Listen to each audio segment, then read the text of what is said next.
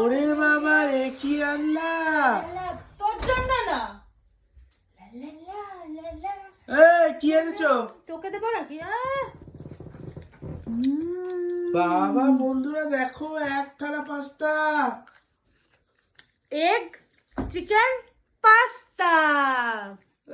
Pasta দাও। তোর জন্য না। হ্যাঁ হ্যাঁ, এই, আমি বানিয়ে নিলাম, আমাকে টেম্পার।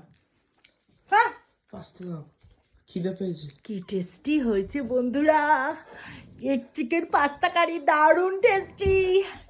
ওই যে আরেকজনা খাওয়ার জন্য পাগল হয়ে পাস্তা